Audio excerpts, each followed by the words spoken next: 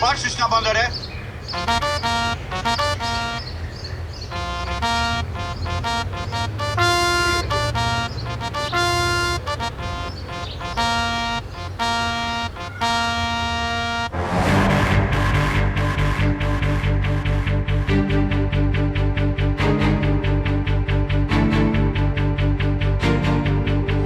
The destroyer moored in the Polish city of Gdynia is not just another museum ship. Błyskawica is an honored veteran of World War II and a true hero.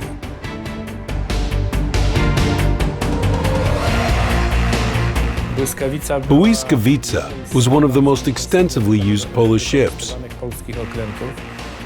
During World War II, she sailed almost 140,000 miles, took part in over 100 patrol missions and battles, and escorted over 90 convoys.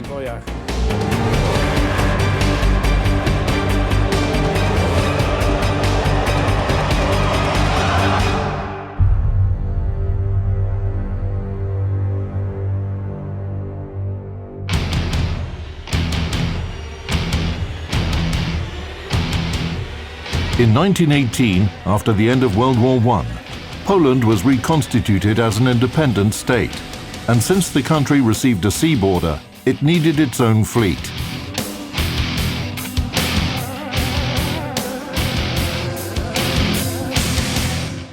After 123 years, Poland regained its independence. The restored state already had experienced officers and seamen who had served in the fleets of their former countries. In 1918, these people made their first attempt to create the Polish Navy. Fusing people who came from 3 different systems wasn't an easy thing to do. For a long time, the Poles cherished this idea of Polish independence, Polish sovereignty, Polish might, if we may say so. And then the Polish officers who served in the Russian, German, and Austro-Hungarian militaries were given their state and told, here it is, your country. This was uniting them. They served their homeland, their new, restored country. In the second half of the 1920s, Poland began to order ships in Holland, France, and Great Britain. Błyskawica and her sister ship, Grom, were built by British shipyards and became the most advanced destroyers of the time.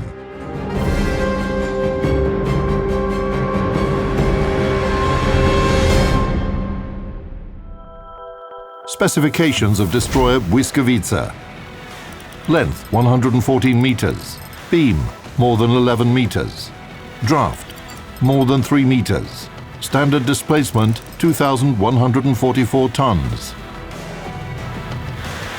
Armament: main caliber as of 1937 when the ship was commissioned. 7 120mm Bofors 34-36 guns.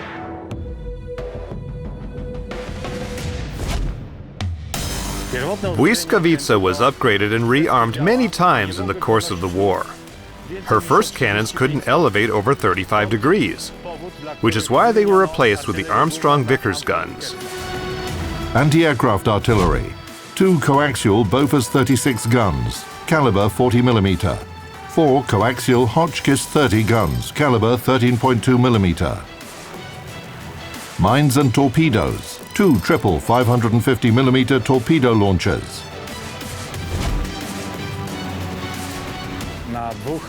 On amidship platforms, Błyskawica had 2 550mm torpedo launchers, manufactured by the British company Thornycroft.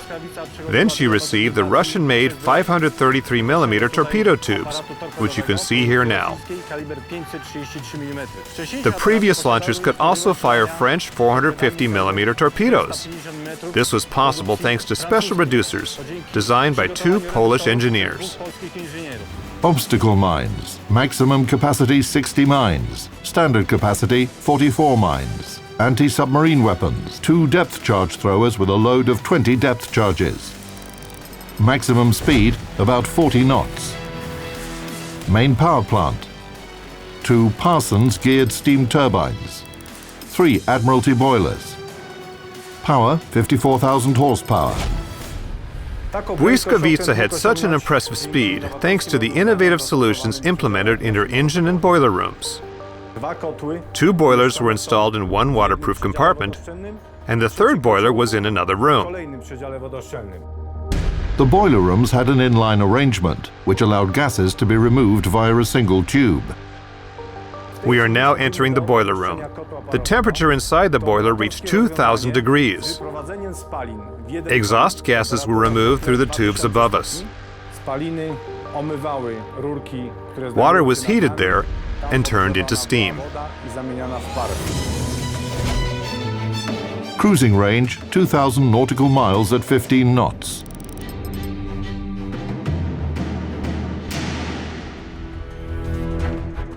On November the 25th, 1937, the Polish flag was raised on Błyskawica. The ship left the British town Cowes, where she had been under construction for 2 years. And 5 days later, the destroyer solemnly arrived in Polish Gdynia. Meanwhile, the situation in Europe was deteriorating. Just 2 years after the destroyer was commissioned, the war with the Third Reich broke out. Poland became the first country attacked by Nazi Germany.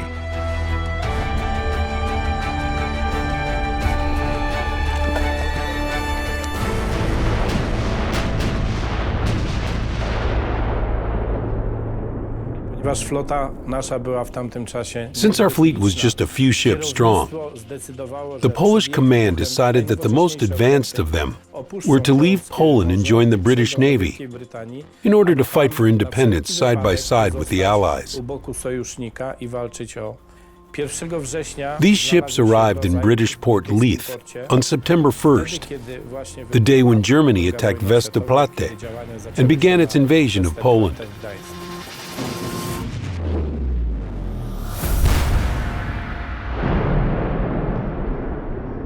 The Polish ships immediately joined British naval operations, patrolling the waters of Ireland, hunting enemy submarines, and escorting convoys. Having demonstrated courage and good naval skills, Polish seamen quickly earned the trust of their British brothers in arms.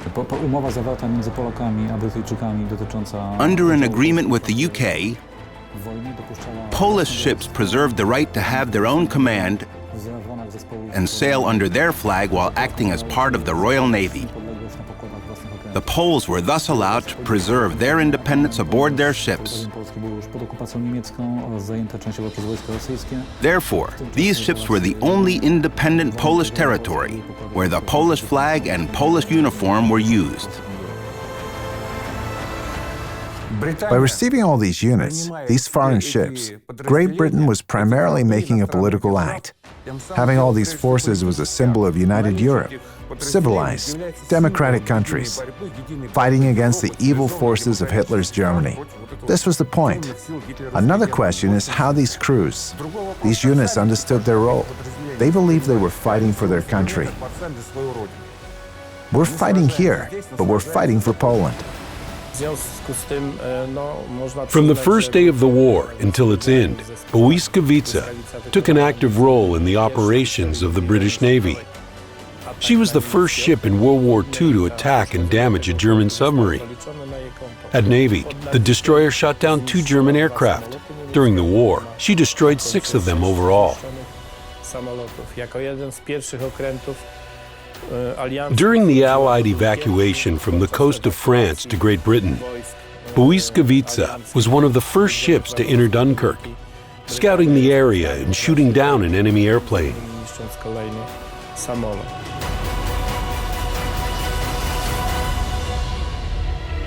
After 3 years of war, Błyskawica arrived in the British town of Cowes for another refit, and this time, fortune gave the destroyer a chance to defend the place where she was born.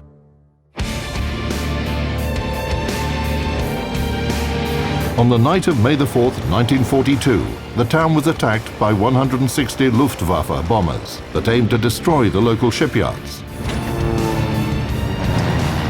Some of the aircraft flew into the mouth of the Medina River, where Cowes wasn't protected by anti-aircraft guns. And this is when Błyskawica stepped in to defend the town. The destroyer left the shipyard's berth and, under a hail of high-explosive bombs, headed directly towards the wave of attacking aircraft, firing at them. Her guns conducted uninterrupted fire. The barrels were becoming so hot that they had to be doused with water constantly. The concentrated fire from Błyskawica's anti-aircraft guns was so effective that the bombers had to fly higher and decrease their accuracy. At dawn, when the enemy aircraft flew away, after failing to achieve their goal, it became clear Błyskawica helped save cows from destruction.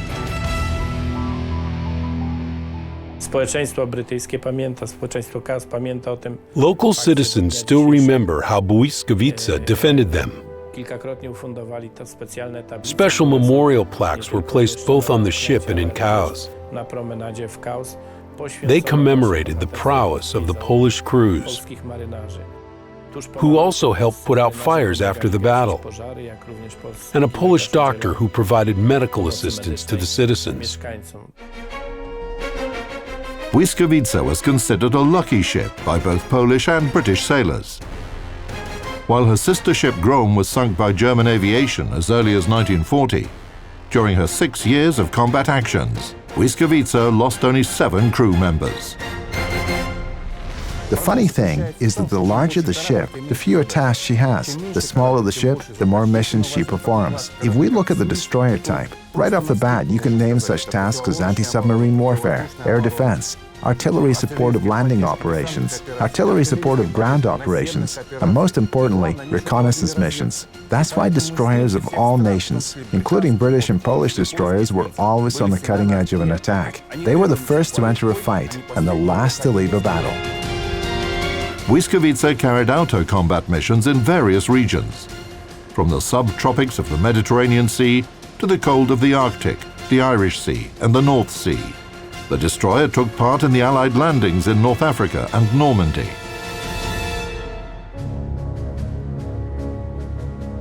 The destroyer's last combat operation was in January 1945, when she escorted a convoy near the coast of England. Then the ship was under repair till the end of the year, and in this condition, she met the joyful news of the victory.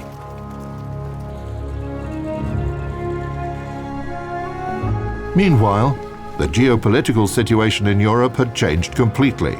The Polish People's Republic emerged and was recognized by other nations, including the United Kingdom. In 1947, Błyskawica was to return home. Sailors wondered whether they should return to the country, which was very different from the homeland they had left in 1939. Most of the sailors had already dealt with Soviet authorities after 1940. Some of them had been sent to Siberia before, but under an agreement between the Polish government in exile and the USSR, they could go to Great Britain and join the Polish Navy. The people who had been arrested and exiled didn't want to return to the country they were afraid of. A number of Polish officers, non-commissioned officers, and seamen decided to return home.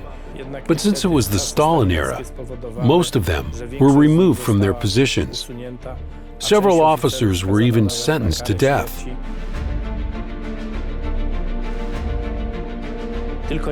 Only a few returned to service in the Polish Navy after being arrested. Among them was Commander Romanowski, the captain of Błyskawica, who brought the destroyer from Great Britain to Poland. On July 4, the destroyer arrived in Gdynia. The very same day, she started her service with the fleet of the Polish People's Republic. For the next 20 years, Błyskawica was used to train new sailors and also served as a warship. During the 10 years from 1951 through 1961, Błyskawica was overhauled twice and rearmed once. After this, she was recognized as the best ship in the Polish Navy twice. Her crew had to work hard to earn this title. Do wszystkiego można się przyzwyczaić, ale początki były trudne. In 1966, I set foot on the ship deck, and I remained there for the next 32 months. The temperature in the boiler rooms reached 60 degrees, so we had to work dressed in shorts. But the cruises were the worst. A shift lasted 6 hours and was followed by 6 hours of free time. We would get tired quickly. If you fell asleep at night, older sailors would pour a bucket of seawater on your head to wake you up and prevent you from falling asleep until morning.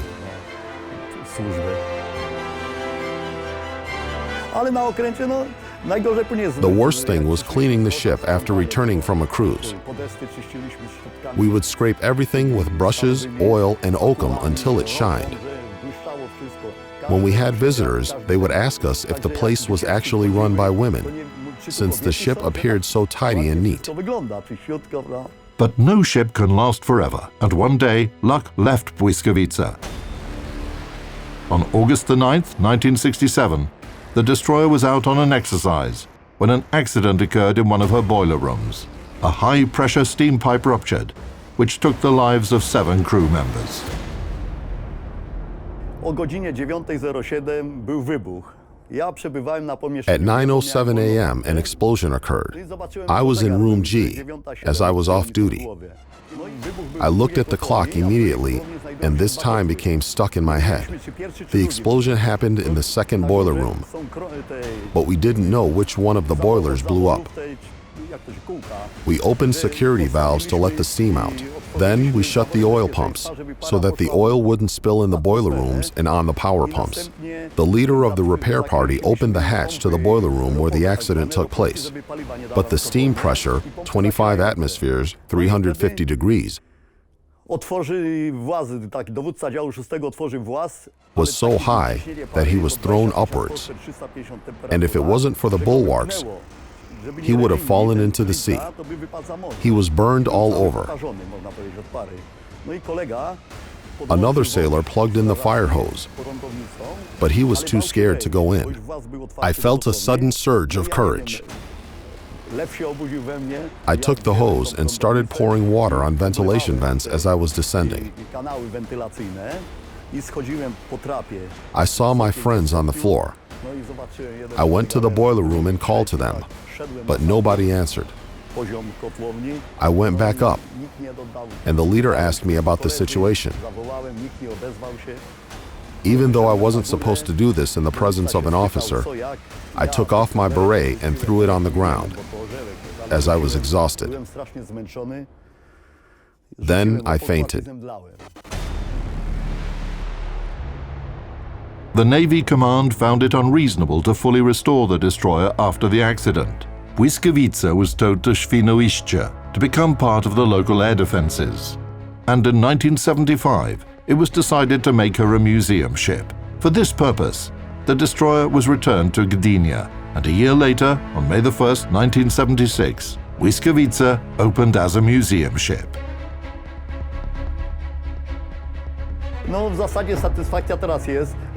We're very happy that this ship exists and is well maintained to this day. Guided tours are held here so that visitors can learn about the history of armaments and the Polish Navy.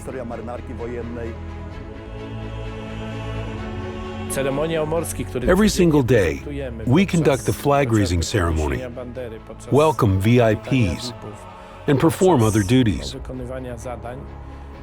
There are always people watching us from the promenade.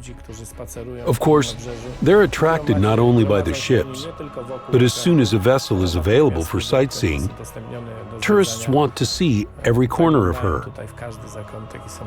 They're always happy to touch upon the history of the fleet.